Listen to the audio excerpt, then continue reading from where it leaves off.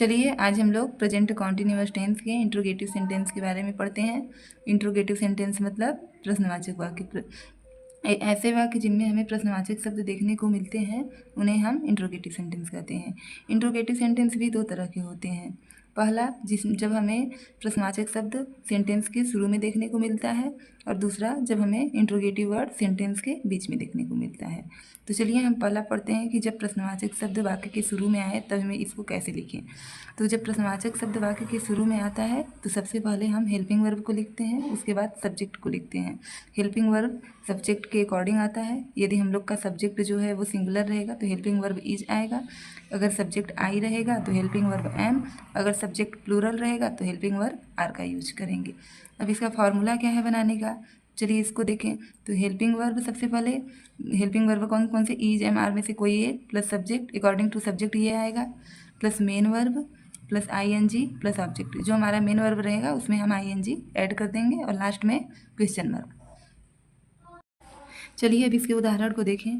तो पहला एग्जाम्पल क्या है, क्या राम आम खा रहा है। तो इसको कैसे हम बनाएंगे, तो ये सबसे पहले आएगा हमारा हेल्पिंग वर्ब। और हेल्पिंग वर्ब जो आता है वह सब्जेक्ट के अकॉर्डिंग आता है। तो सब्जेक्ट हमारा राम है, तो राम सिंगुलर है कि प्लूरल सब्जेक्ट है, तो सिंगुलर सब्जेक्ट है। तो सिंगुलर सब्जेक्ट के लिए इज का प्रयोग करेंगे। तो इज राम, इसके बाद क्रिया आएगी। तो क्रिया कौन सी हो रही है, खाने की क्रिया हो रही है। तो ईट में आईएनजी और क्या खा रहा है, मैंगो। मैंगो। दूसरा, क्या वे लोग पढ़ रहे हैं। तो सबसे पहले क्या आएगा, हेल्पिंग वर्ब। हेल्पिंग वर्ब हमारा आएगा सब्जेक्ट के अकॉर्डिंग। सब्जेक्ट हमारा वे है जो कि जिसे दे कहते हैं, और दे सिंगुलर सब्जेक्ट है कि प्लूरल, तो प्लूरल सब्जेक्ट है। तो प्लूरल सब्जेक्ट के साथ हम कौन सा हेल्पिंग वर्ब यूज करते हैं, आर।